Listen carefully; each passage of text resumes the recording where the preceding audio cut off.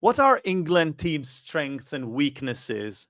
Who is Luke's favorite England player? Were England lucky with their Group C draw? And what do some of the phrasal verbs we used in this episode mean? Hello, everyone. Welcome back to the Footglish Podcast. My name is Zdenek Lukas, and you're listening to the Footglish Podcast, one of the few podcasts out there where you can learn English with football. And we are covering Euro 2024. And today I'm joined by an English fan. Hi, Luke. How are you? Hi, Zdenek. I'm fine, thanks. Yeah, exciting. International football is back. I don't follow sort of the Premiership or other leagues, during the season very closely. I'm always interested in what's going on, but I don't watch the games and generally don't keep up with it. But then when international football arrives again, then I'm always really excited to kind of get back into it. And I have to try and catch up with what's going on, and try and sort of catch up with who the players are and which clubs they're playing for and what form they've been in and stuff like that. So I'm interested to hear actually from you, because I think you follow football during the year quite closely, don't you? I do, but I'm pretty sure you know more about your team than I do because you're English, I'm Czech, so yeah. I mean, I know generally about the situation with the team, but there are some players at the moment that I'm not so familiar with. But over the last few days, now that the competition is about to start, in fact, it starts tonight as we're recording this. Yeah, I've been kind of like binging on all of the podcasts and YouTube videos of pundits talking about the competition, their predictions. That's exactly what we need here, Luke. And I'm proud that you're one of the first guests on this podcast. You're not the first one. I'm afraid someone else has taken that accolade from you. But we should tell people that you are that Luke from Luke's English Podcast. Yeah, in case people didn't recognize your voice or something. I don't know. So my first question for you has to be: are you going to be covering the Euros on your podcast, Luke? Well, I don't know, because to be honest, at the moment I'm ridiculously busy trying to make lots of episodes that will sort of cover me for August, because basically I'll be away for the whole month of August, so I won't be able to make episodes then. And so it's just like so busy at the moment making episodes and trying to work out which episodes are going to go up when and all that stuff. And I seem to have so much stuff to do. So I don't know. I don't think so. I hadn't planned to do specific episodes about the Euros. So, again, that's another reason why it's nice to be on your show. This is kind of what we did for the World Cup as well. I think we did an episode about that as well. And it was nice to be able to talk on one of your shows instead of doing one of my episodes on it. Although I'm going to talk to my dad. I'm going to do a Rick Thompson report next week about the political situation, and I'll ask him a bit about the football as well, I think. But no, I wasn't planning to do a dedicated episode about the Euros, but we'll see. If England do well, then I might end up doing something. Can you please ask your dad the question: does politics belong to football? Because that's what a lot of people really get heated about these days. I think it does, but please ask this question. Okay, I'll remember to ask him that. Does politics belong in football or not? Yeah. Thanks for that. Interesting question. So I have introduced you as an English fan, as a fan of the England team, but in fact you live in France. Your wife is French, and your children are both half French, I suppose. They're both completely French and completely English. That's kind of like how I see it. So does it mean that you only support English half-heartedly, or is it full support for England? Or no, it's still full support for England. But I will support France as well. But obviously, I find it hard to muster the same level of enthusiasm for France that I do for England, even though I live here, and as you say, like my wife's French and everything like that. I still that core feeling of excitement or enthusiasm doesn't quite come for France, um, but still I'll be supporting France too. I want them to succeed, um, even though actually I want England to win. But it's nice to have the two. It's nice to have the two, and they're both like among the top favorites for this competition, which is nice. So, Absolutely. surely one of them will do well. Yeah. Well, I think I what know would which happen? one. France. Yeah, I think so. But we're going to get into that in a second, aren't we? Yeah. No, like what would happen if those two teams were to play each other then? So you would be fully behind England, not Yeah, France. yeah, I would. Yeah, Would, would, I mean, it would, would happened you? during the World Cup. If you remember, I don't know, was it a semi-final, quarter-final? I can't remember now. But France Probably, beat yes. Yeah. England.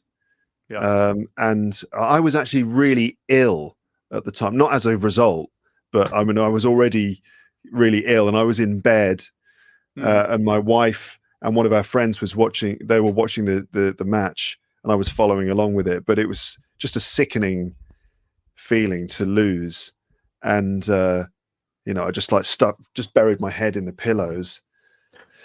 Yeah. Well, Yeah, that's so what it's. happens to passionate football fans. So Yeah, I was I happy for understand. France. I was kind of happy for France, but it was difficult having the proximity, of when if they got beaten by Brazil or Argentina or some other team, that at least the supporters are all like hundreds of miles away.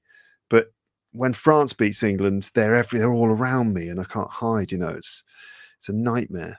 Hmm, exactly. Well, England in this Euro. So obviously, again, you're one of the biggest favorites, as you've already said, and basically, there's a lot of pressure. Again, as always, the Yeah. media, your fans are crazy about football. Your people in your country is one of the main core values. Football, I love it, but that also puts a lot of pressure on your team. So, how far do you think they can go in this tournament? I mean, anything's possible. I think that they've definitely got a strong attacking lineup. Like half the team is really good. I'm not sure about the other half. Like the front half of the team looks fantastic, but then Exactly. the sort of the defense is a bit of a problem, So, maybe. so, so who's your favorite player? So you've got Foden, Saka, Harry Kane, Jude Bellingham, Declan Rice is kind of the holding midfielder, but all these names, like they are world class players, basically. Yeah, So I like who's Jude Bellingham. mm, I think he's great. He's kind of intelligent and talented, and he's one of those players that can, change the game in a lot of ways. I mean, yeah, obviously Harry Kane is a goal scorer, and that's exciting. But I like the players who sort of do interesting things in the midfield and open up the game and yeah. do a lot of work very hard on the pitch and stuff. So I think he's great. Well, he is really young as well, isn't he? He's like 20 or 21 years old, and he's Yeah. just won the Champions League with Real Madrid as well. So Mm. he's going to be definitely up for another trophy there. I wonder if that means he's going to be tired because he's had a very, very sort of tough season. He's worked so hard this year. Will he be tired? But he's young. He's, as you say, he's in his early 20s. So you'd imagine that he's got the energy to deliver. Some people said that he was falling off towards the end of the season with his performances, Hmm. but Hmm. like that's perfectly understandable, and I'm pretty sure he will be ready for this tournament, and it's just whether your players manage to work as a unit, in my opinion, because you need to have a team spirit. Like if you have too many good players in a team, in my opinion, that can sometimes be counterproductive because everyone has their ego, right? And everyone wants to do well and to showcase or show off their skills. And in the end, it doesn't create the team that you need to succeed, right? Yeah, we've had that before with England. In previous years, we've had like really top level squads, especially in sort of, what was it, 2008, Is that 2000, the Beckham era, or was that just after after, that? maybe just Okay. just just after that. So that's when we had Rooney and Gerrard and Lampard Lampard. and Yeah. this really, really good team, but we couldn't quite make it work as a unit. Yeah. And yeah, it's a team sport. It has to be the team is, the whole is greater than the sum of its parts, kind of thing. And Exactly. so we're going to talk about France in a minute, but I get the impression that France are a much more of a unit. Yeah, but they have also historically struggled with the same, right? Because Historically, yes, but I think on no. during these recent years, I think France have kind of really fixed that. I mean, in the Mm, past, there have been horrendous issues with egos out of control and the players going on strike and falling out with their manager and terrible sort of arrogance and individualism in the squad and whatever. But with with this current team, it seems that they are a lot more sort of group and team focused, and the morale is good. It seems. yeah. Well, you always Mm. have these issues like players falling out with each other. For example, in the Belgium team, you have this story of Kevin De Bruyne and Thibaut Courtois, the goalkeeper, who again won the the Champions League. He's just won the Champions League with Jude Bellingham, and now suddenly he has not been called up for the Euros, and everyone is wondering why. The official version is that he is injured or he's struggling with some kind of injury. But then there is also an incident that happened in the past, obviously. Basically, there was a girl, and it used to be Kevin De Bruyne's girlfriend, and then basically Thibaut Courtois, the goalkeeper, stole her from him, and you can imagine they are not exactly best friends now, these two players. So Oh yeah. Well, yeah. That, I mean, it's, in a way, it's good that whoever is in charge has separated them, because that could be terrible, right? I mean, that could completely ruin the atmosphere in the team, in the dressing room. Imagine how awkward that would be. well, Uh, actually, that happened like years ago now, like oh, I don't know, 6, 7, 8 years ago. So they have played together. But I think there is always this sort of weird, feeling in the air. And that's why the manager decided this time, I think. I'm just guessing. It could be that he's really injured, but I think this may have played the part as well. maybe De Bruyne injured him. You know, maybe that's what it is. Maybe he kicked him.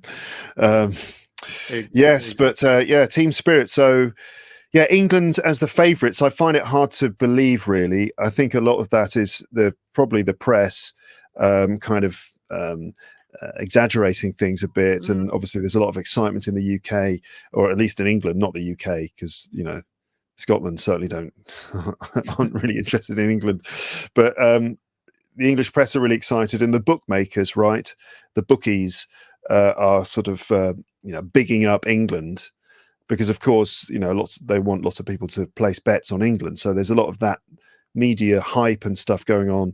But yeah, really, when you look at the team, I mean, I think their strengths are, as we've said, they've got a decent attacking lineup. They're youthful, but they've got some experience now, having done, like, they did quite well in the last Euros. Then there was the World exactly. Cup as well. We did quite well then. So the team, like most of the players in the team, have got quite a lot of experience, but there's also a lot of youth in there too, which is good, because you need the energy to keep going, especially after a tough season in the Premiership, in the Champions League and stuff like that. So youthful, but with some experience and a decent attacking lineup. But then I think there are a few disadvantages, a few weaknesses, What as we would you said. say? What would you say they are then?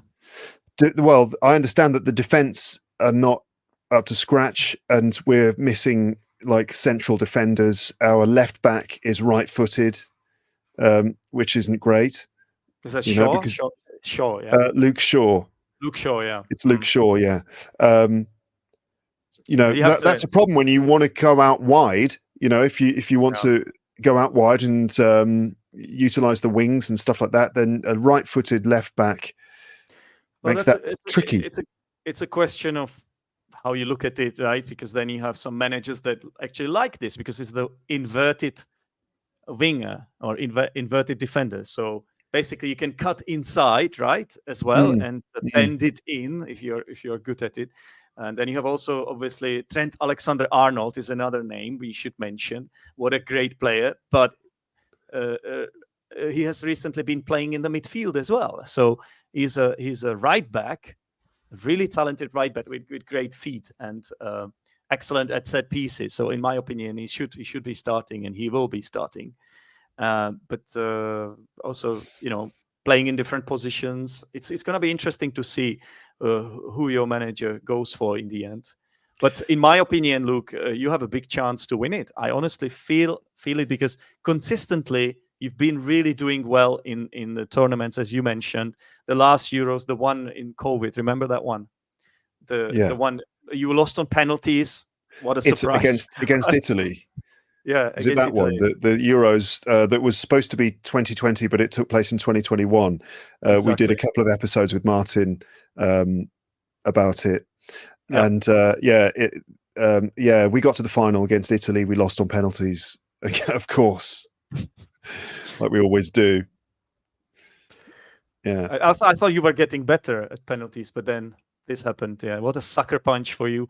Saka missed that famous penalty, Mm-hmm. and Italy won it. But what I I'm felt saying so is, sorry for him. yeah, everybody did. Mm, Me as an Arsenal fan, especially. But right. I just want to say that it looks like you have found the recipe, like compared to the previous decades. Now it looks like you are a unit. Your manager Gareth Southgate. It looks like this might be his last Euro or his last big tournament, but it's like it looks like it's a written script, in my opinion. That you could see him out. He could be seen out as a winner. Mm. Well, yeah. Why not? But Yeah, people keep talking about England's defence and the fact that we've got like a bit of an issue with our centre backs, and also we don't have that much depth in the squad, right? Which is mm, another important thing when you're well, going to get all the way through an international competition, all the way through the end. You need like substitutes who can fill those roles, who are strong. You need options. If someone gets injured, you need someone to replace them. And I'm not sure we've got the depth there because I mean, what's the story with Harry Maguire? Harry He's Maguire injured. is injured, and then also Jack Grealish was left out. So I don't. If you leave out Jack Grealish, that tells me that you do have some squad depth. I actually disagree with you, Luke. I think it's not as bad as you say. But Grealish Uh, has been left out because he's an attacking yeah, midfielder, right? yeah, What we need is depth at the back. We need fair enough. No, strength fair, in depth in our defence, don't we? fair enough. I still think you will make it. Your group seems to be okay. So who is in your group C, Luke? Yeah, we're lucky with the draw, like we Mm. have been recently. We've been pretty lucky over the last few years in international competitions. But yeah, Group C is it or Group B? I can't remember. Group C. You're in Group Group C. Yeah. Group C. Yeah, it's not bad, is it? It's better than France's group. So There's a group of death in here somewhere. Which one is it? so your Yeah, group. it's Group B is a tough one, but Yeah. anyway, Group C, yes. Group C. So you've got Serbia, Denmark, and Slovenia. And your first match will be on Sunday, I believe, against Serbia. I think Mm-hmm. arguably the toughest opponent of those three. So Yeah. what's your prediction for that game? Well, England's going to have it's the opening game. What you don't want is to concede goals, right? So it could be the story of England's competition in a way that we've got to take advantage of the strength that we've got in the attack, right? And obviously we need to score plenty of goals. But Serbia are quite an attacking team, aren't they, these days? And so we've got to also be a bit careful or cautious, conservative, defensive. I think, But that's our weakness, So it could be tricky. If we are too defensive, then that could neutralise our main strength. Whereas if we push it all to the front and try to use our attacking lineup to its best ability, then we're vulnerable to counterattacks. So Yeah. I don't know. I think I think if you let the feet do the talking, you will be fine. Let your feet do the talking. Just go out there, just go out and have fun. Just let your feet do the talking. Hmm. I think Yeah, you'll be okay. Even though Serbia has nominated a player who actually became the best player of the season in the Czech league. So we've got one player you should be careful about. I don't know if he's a starter, if he's going to be a starter or not.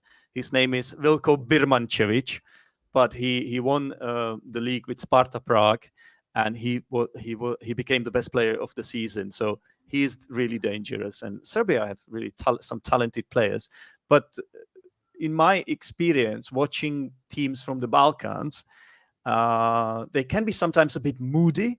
Yeah. So either they have an amazing game that no one can ever beat them, and that applies to Croatia and these teams, yeah. or are they flop completely. So whichever one it is, we will see. And for obviously, good luck to England, Luke. And thank you very Mm. much. Thank you very much for talking to me about your team. And we'll see how far you get this time. But I think you have a good chance to make it really far. I hope so. Yeah, that would be nice. But of course, may the best team win. Basically, yeah. Exactly. Thank you, Luke, for featuring on this new podcast. And good luck to you too. Thank you, Zdenek, and I love the idea of the football podcast. Keep it up, and I hope that there are plenty more interesting football episodes to come in the future. Thank you very much. Take care. Cheers.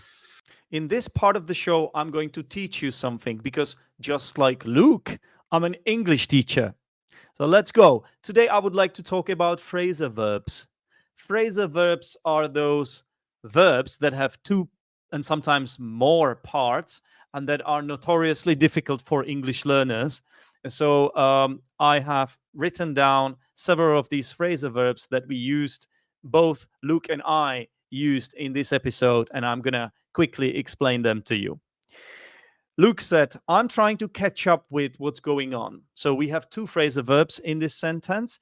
To catch up with something means I'm trying to get updated, get informed. Yeah. So he was talking about international football and the fact that he hasn't seen many matches lately, but now he's watching a lot of videos and sort of get back into it, right? To get informed so that he can enjoy watching football again more. So catch up with something. You catching up with something, right? So you kind of behind. You weren't not informed anymore. You were trying to catch up, or Luke is actually not you. Okay, and he's trying to catch up with what's going on. Basically, going on means happening here. Then Luke said that he has been quite busy lately with his podcast, and he said, I'm trying to work out which episodes are gonna go up when. So I'm trying to work out. To work something out means to find answers to something, to find a way to do something, right? To another phrasal verb is to figure something out. Okay. So he's trying to find the way to do it, right? So that he knows exactly which episodes go up when.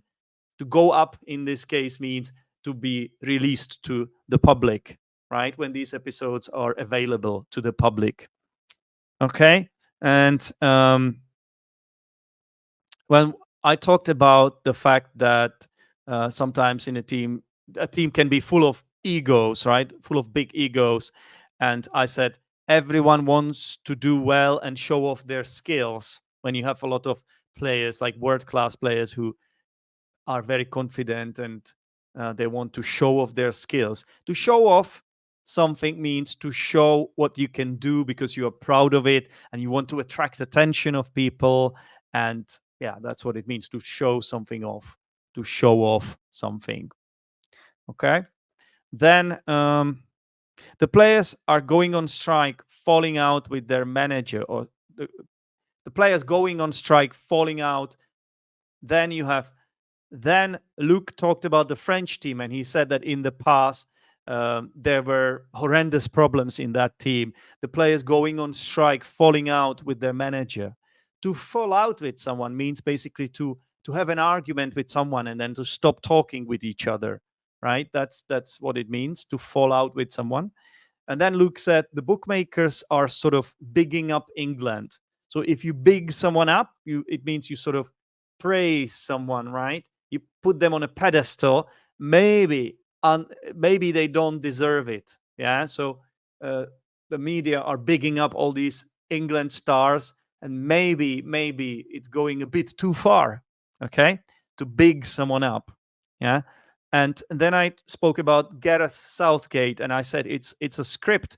He could be seen off as a winner. So here the phrasal verb, I use the phrasal verb in the passive form, and if you see someone out, it means they finish um, their role or position, right? Their tenure. So he is the manager of the national. He's the manager of the England national team, and if he's seen out as a winner, it means you say goodbye to him. And he's winning a trophy at the same time. So he's finishing his position with a great achievement. That's what it means, basically. Okay.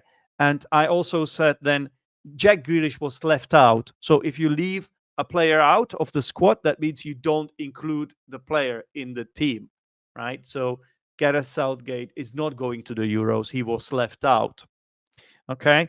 And then at the end, Luke said, I like the idea of a new podcast. Keep it up. So to keep something up basically means continue with it. Don't stop. Keep going. Okay. Keep it up. All right, everyone. This was the episode with Luke. I hope you enjoyed it. Luke is someone who has inspired me, actually, when it comes to my sort of podcasting career. It's not really a career, but I started podcasting because of Luke. So he always has a special place in my heart. And well, uh, what I will say is thank you for listening. And please don't forget to subscribe to the Footglish Podcast. That's the name of this podcast. And it's available on Apple Podcasts, Spotify, of course. Just search for Footglish Podcast. Footglish is spelled F-O-O-T and Glish, right? Make sure you do that. And that's it from me. Thank you very much for listening, and I'll speak to you soon. Let's enjoy the Euros together. Cheers.